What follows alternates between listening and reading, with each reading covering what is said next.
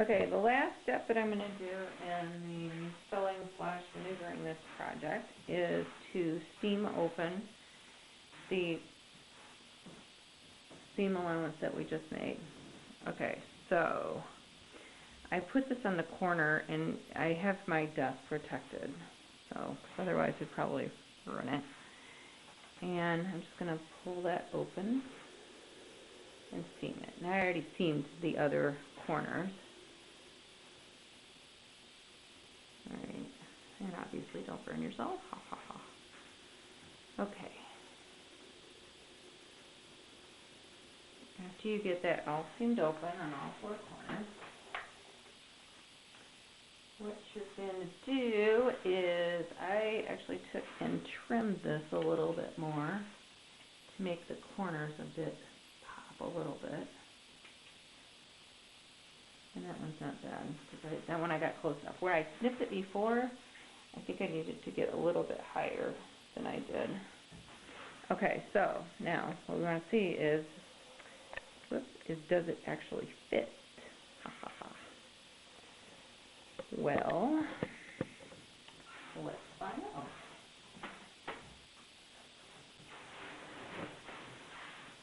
Okay, turn it right side out. And obviously push those corners out so that they're a little more pointy than they are flat around. And then we'll see how it fits. And obviously this isn't the last step, since I have to attach the board and everything. I mean, not attach the board, but you know, this is going to be stapled down at the edge. So, alright, let's see. This is where I wanted the front to be. So we'll start this in. So far I'm liking this.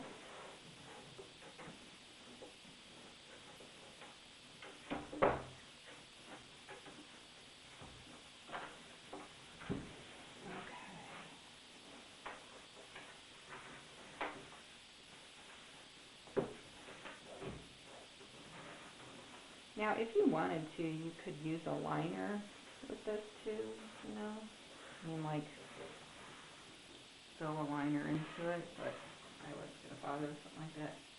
Well, it fits, and it's going to need a little bit of work. I put the staple it to the back and, you know, pull it down and get it all straight, but boy, oh boy, I think it's looking pretty good so far. So the next thing I'm going to do is we'll start working on putting the backing back on. Alright, looking pretty good, looking pretty good. Next thing I'm going to do, now you see I've got this all fitted on here, and I took pins and shoved them into the foam to pull the fabric over the foam. Now, if I were to do this again, and of course I'm not sure, I'll have to see how I really like it in the end, but I think I actually might measure the foam because it's like I have the seam is at the top. But you know what? It's off by what? An inch? 3/16 of an inch? Not that much. Okay. I'm going to start with what is the front. Now, you see where the screw holes here are, where this attaches to the bench. And actually that piece that I pulled off, there were a couple staples in there, so I know it goes this way, and then there's the holes. So I want to try, of course I should be able to feel those under the fabric. Oh yeah, I'll be able to line this up. Okay. So what I'm going to do is start in the middle on this side and pull it. I don't know how hard I need to pull it because, well, I've never done this before. Okay, what I have here is a staple gun and some 3/8 inch staples, which should be adequate enough, I hope. And then I'm just going to start stapling, like an inch from the edge, I guess. I'm just going to try and pull that straight. And let's see if this goes in. Alright, there's one. Now, obviously, I need to put a whole gob of these in here. And then when you get to the corners, I do a little fold thing like that. Okay, so staple away. All right, it's looking pretty good, I must say. Okay, so I did the corner.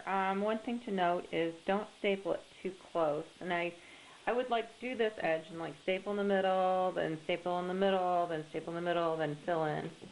But don't get too close to the edge or the corner, because then it was like kind of hard to pull it up. So I kind of pulled it a little bit more taut on the corners to give a little bit of a rounded edge here. And then, so the next step, after I've stapled it all around, like a bazillion staples, is to, and I have decided that I can reuse this piece, and I actually trimmed it by 1/4 of an inch on all 4 sides. And then, now, since this is bolted down to a structure, I can feel where the old, where the screws went in originally. So I'm just going to use those to line that right back up again. And then I'm going to staple this down. Now, this isn't going to need nearly as many staples as the other, but we'll put enough in it. Well, the cushion's all done, and I think it turned out very good. As you can see, it's very good, actually. I did wind up using, like I said, the old paper in the back, so when I go to reattach it, all I have to do is follow the old screw holes. Otherwise, I probably would have taken a piece and used this as a template. So if you don't have anything to put on the back, if you destroy it trying to get it off, you can kind of piecemeal it back together and do that. But this is a fun project to do. Like I said, I've never really done any kind of refinishing upholstery type stuff.